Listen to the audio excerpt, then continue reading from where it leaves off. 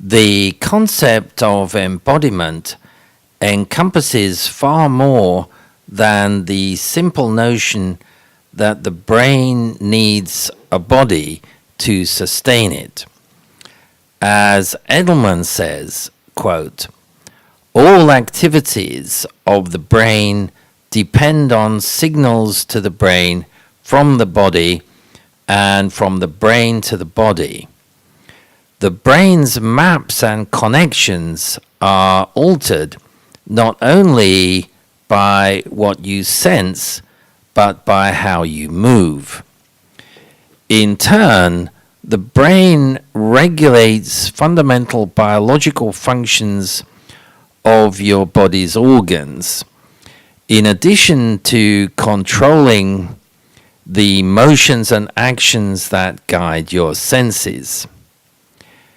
These functions include fundamental aspects of sex, breathing, heartbeat, as well as the responses that accompany emotion," end quote. The philosophical implications of embodiment challenge the traditional Western view that human reason transcends the body. On the contrary, embodiment claims that the mind is crucially shaped by our bodily experience. The very structure of reason arises from the interaction of our bodies and our brains. This can be clearly seen, for example, in the mass of sensory motor metaphors which pepper our languages. In the 1970s, two Chileans, Francesco Varela and Umberto Maturana, incorporated the idea of mind and cognition as processes into the notion of mind as embodied. Their theory came to be known as the Santiago theory of cognition. Fritjof Capra summarizes it as follows, quote, "The central insight of the Santiago theory is the identification of cognition, the process of knowing, with the process of life.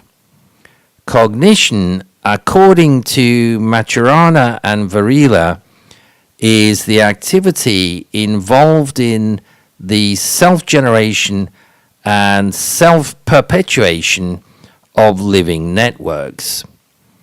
In other words, cognition is the very process of life.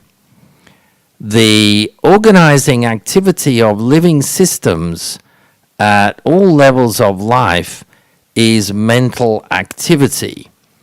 The interactions of a living organism, plant, animal, or human, with its environment are cognitive interactions. Thus, life and cognition are inseparably connected. Mind, or more accurately, mental activity, is immanent in matter at all levels of life," end quote. Varela and Maturana questioned the assumption of a pre-given world.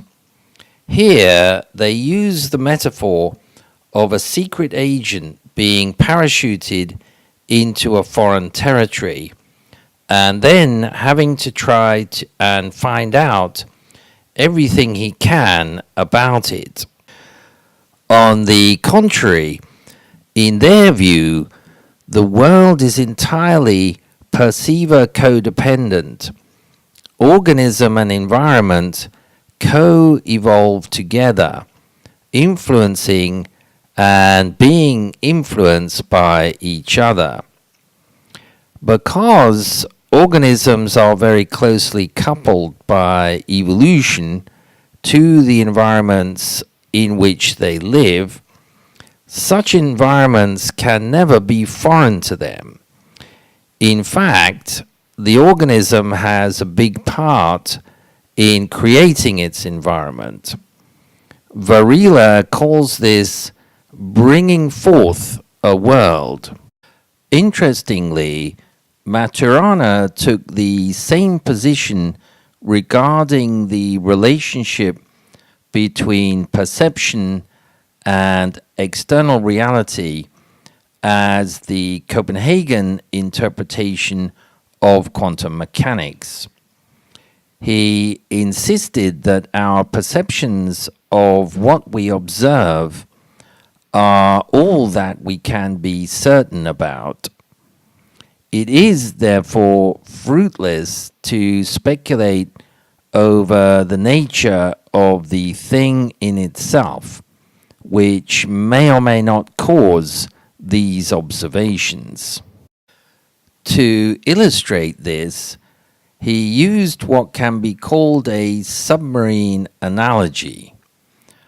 Onshore observers go on board to congratulate a submarine's navigator for his skillful entry to a harbor. But the navigator is puzzled, explaining that he has never left the submarine and knows nothing about anywhere else. His navigational skill is based entirely on responding to the set of indicators, controls, and procedures at his disposal and adapting to feedback from them. This is exactly the situation of the organism as an agent in its environment. It simply uses its genetic heritage plus what it has learned from experience to respond to the world that it's in without necessarily representing and modeling the environment around it.